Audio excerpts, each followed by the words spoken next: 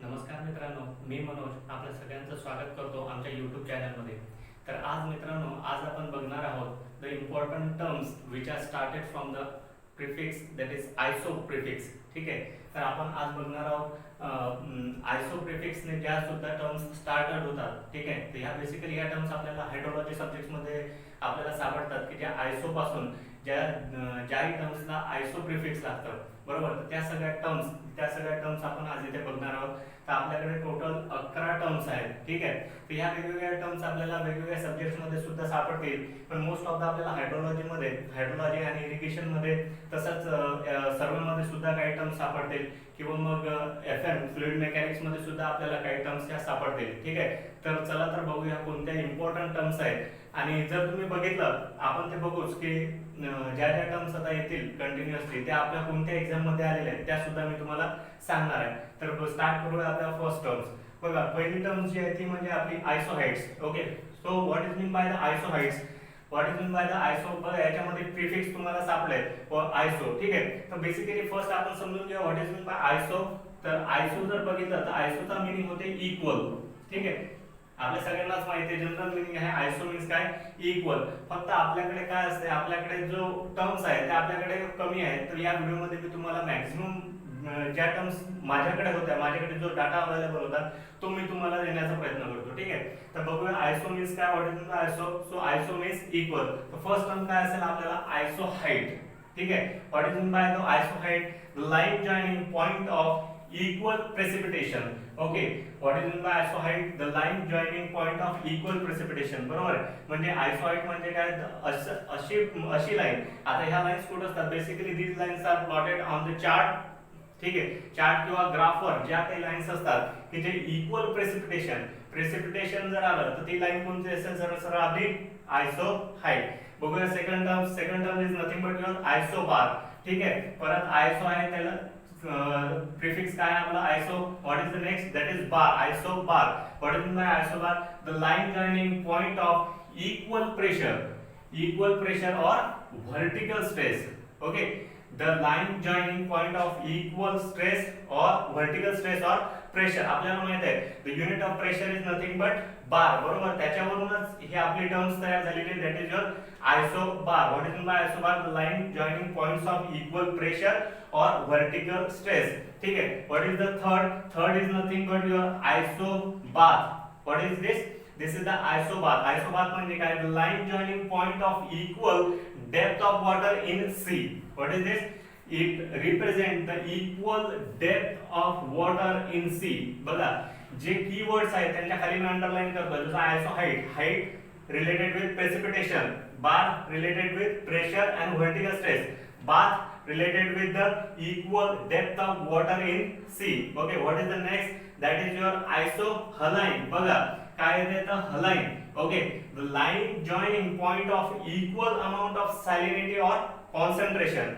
Okay, बघा याला जर तुम्ही लक्षात ठेवायचं, एक माझी ट्रिक तुम्हाला सांगतो. व्हॉट इज म्हणजे haline आणि saline. ओके, saline means काय आहे त्याच्यात सॅलिनिटी. बरोबर आहे, तर तुम्ही तसं लक्षात ठेवू शकता, हलाइन सलाइन रिलेटेड विथ सॅलिनिटी. ओके, म्हणून तुम्हाला आयसो हलाइन ही टर्म तुमच्या लगेच लक्षात राहू शकते. Isohaline equal, it represent equal amount of salinity और कॉन्सन्ट्रेशन. त्यानंतरची टर्म जर तुम्ही बघितली, that is your isohel. बघा काय, isohel, the line joining point of equal amount of sunshine.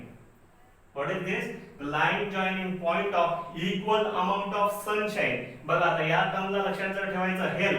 What is mean bye, एक general हेलचा जर तुम्ही बघितला कन्सेप्ट, हेल म्हणजे काय, ज्याला आपण मराठीमध्ये नरक म्हणतो. ठीक आहे, त्याचं काय, तिथं उष्ण असतं, खूप उष्णता असते तिथं असं म्हणतात. ठीक आहे, तर त्याच्यावरून तुम्ही समजू शकता उष्ण काय असते आपला सनशाईन. ओके, म्हणजे ती टर्म तुमच्या लगेच लक्षात येऊ शकते. What is mean by isohel. Hell means नरक, आणि नरकात काय असतं, उष्णता, म्हणून त्याच्याबरोबर काय असू शकते, सनशाईन. बरोबर, म्हणून तुमचे ते लगेच लक्षात टर्म्स राहू शकते. व्हॉट इज बाय आयसो हेल?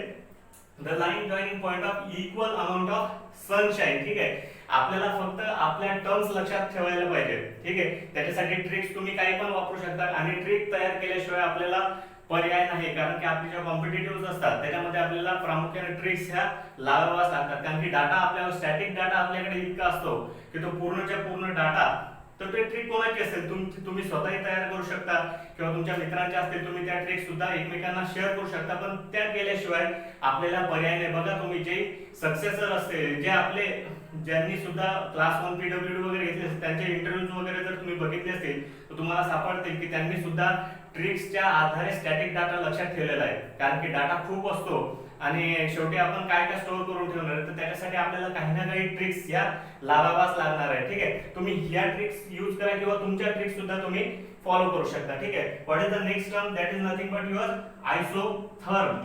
और आपल्याला थर्म त्याच्यावरूनच समजून जाईल. What is the therm, therm is nothing but the temperature. Okay, what it represent, the line joining point of equal amount of temperature. बघा थर्म म्हणजे काय, थर्मल, थर्मल मीन्स काय, thermal means काय, temperature, it is related to the temperature. Next term is your isovel. बरोबर आहे, वेल, वेल means काय, velocity, is related with व्हेलॉसिटीच त्यांनी काय घेतलेलं आहे, फर्स्ट वर्ड्स घेतलेले आहेत, that is isovel. The line joining point of equal amount of velocity. बघा आयसोव्हेल जर असेल तर तिथे काय असेल आपली आयसो व्हेलॉसिटी. ठीक आहे, line joining point of equal velocity. What is the next term, that is your isonif. Isonif, isonif means काय, the line joining same amount of snowfall. आता ह्या काही गोष्टी तुम्हाला लक्षात ठेवाव्या लागतील. निफ आला म्हणजे काय लक्षात ठेवायचं, snowfall. Isonif related with the snowfall. Okay, what is the next, it is nothing but your isotag. This is your isotag. What is it, the line joining point of equal wind speed. The line joining equal wind speed. हा question आलेला आहे बघा, हा question UPSC मध्ये आलेला आहे. ठीक आहे, यूपीएससी च्या जे एग्जाम, सिव्हिल सर्व्हिसेसच्या एग्जाम होतात त्याच्यात इलेक्टिव्ह सब्जेक्ट्स वगैरे असतात, त्याच्यामध्ये हा क्वेश्चन आलेला आहे. ठीक आहे, आयसोक्रोन, त्याच्यामध्ये इलेक्टिव्ह सब्जेक्ट्स मध्ये आपले सब्जेक्ट्स असतात सिव्हिलचे, त्याच्यामध्ये आलेला क्वेश्चन आहे. Next is your isochrone, the line joining point of equal travel time. That is isochrone related with the travel time. Chrone related with travel time. ठीक आहे, next one is your isohyps. Next is your isohyps. हा तुम्ही ऐकला असेल बऱ्याच जणांनी. What is the isohyps, the line joining point of equal elevation on ground. ठीक है, the line joining point of equal elevations on ground. बघा हा ही टर्म तुम्ही ऐकली असेल आपल्या सर्वेमध्ये यालाच आपण काय म्हणतो, कंटूर लाईन्स.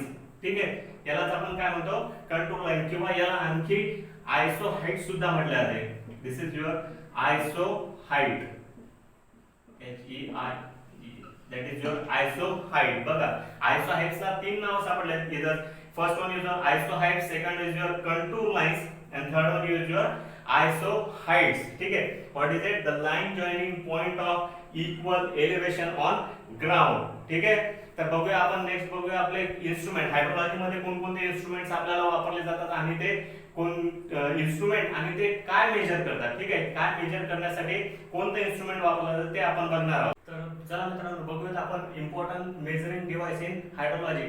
तर बघूया फर्स्ट डिव्हाइस कोणतं असेल आपलं, atmometer. Atmometer is use for the evaporation. ठीक आहे, इव्हॅपोरेशनची डेफिनेशन किंवा कन्सेप्ट तुम्हाला माहितच असेल. When the water releases in the form of the vapour from water body to surrounding, तेव्हा त्याला आपण काय म्हणतो, इव्हॅपोरेशन. ठीक आहे, वॉटर जेव्हा वॉटर व्हेपरच्या फॉर्म मध्ये एन्व्हायरमेंट मध्ये रिलीज केलं जातं तेव्हा त्याला आपण काय म्हणतो, इव्हॅपोरेशन. आणि हे कशामुळे होते, ड्यू टू सन. ठीक आहे, आपली जी काय हीट असते त्या हीटमुळे काय होते, वॉटर व्हेपर्स तयार होतात आणि ते एन्व्हायरमेंट मध्ये रिलीज होतात. That is your evaporation.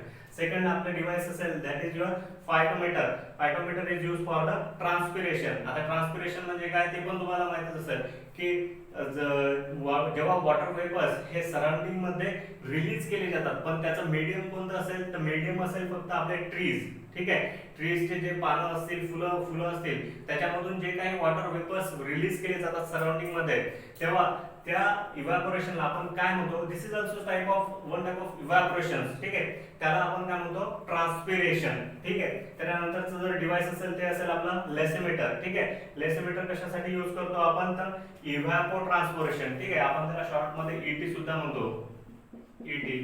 ठीक आहे, इव्हॅपो ट्रान्सपोरेशन याच्यावरून समजते आपल्याला what is my evaporation plus, म्हणजे यालाच काय म्हणू शकतो आपण, इव्हॅपोरेशन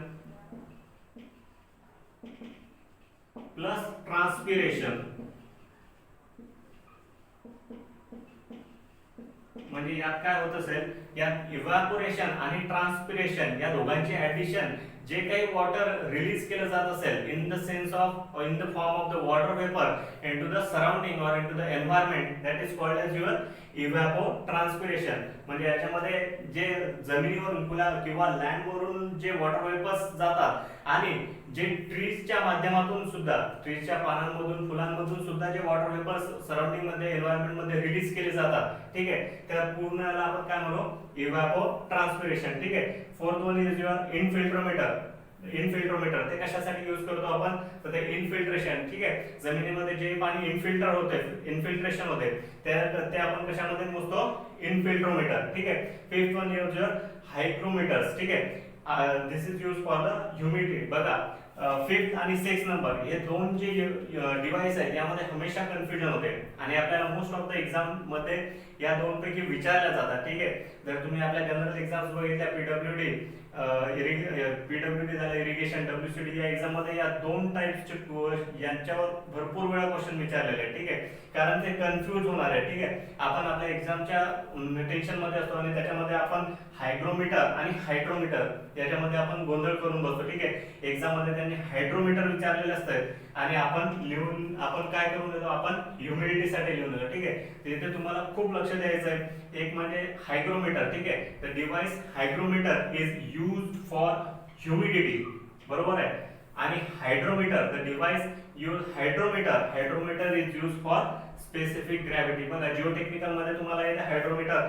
जेव्हा आपण सॉइलची स्पेसिफिक ग्रॅव्हिटी वगैरे आपण जेव्हा टेस्टिंग साठी किंवा काढायची असते आपल्याला, त्यावेळेस आपण जे डिव्हाइस यूज करतो दॅट इज युअर हायड्रोमीटर. ठीक आहे. जिओटेक मध्ये तुम्हाला हे आहेच, असे ह्या गोष्टी तुम्ही बघितल्या असतात. ठीक आहे. आणि दिस इज युअर हायड्रोमीटर. याच्यात अजिबात कन्फ्युजन व्हायचं नाहीये. हायग्रोमीटर फॉर ह्युमिडिटी आणि हायड्रोमीटर फॉर स्पेसिफिक ग्रॅव्हिटी, त्यालाच काय म्हणतो आपण, रिलेटिव्ह डेन्सिटी. ठीक आहे. Next one seventh is your rain gauge. ठीक आहे. Rain gauge is use for the measurement of rainfall. ठीक आहे. आणखी रेनफॉल साठी आपल्याला काय पॅन्स वगैरे असतात, आपण यूएस स्टँडर्ड पॅन्स किंवा आपलं इंडियन स्टँडर्ड पॅन सुद्धा आपण रेनफॉल साठी आपण यूज करू शकतो. ठीक आहे. Next one is your current meter, that is your use for the velocity measurement for the velocity of river.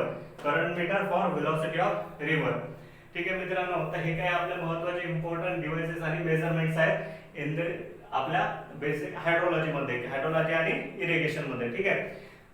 तर तुम्हाला जर हा व्हिडिओ आवडला असेल तर नक्की याला सबस्क्राईब करा आणि शेअर करा.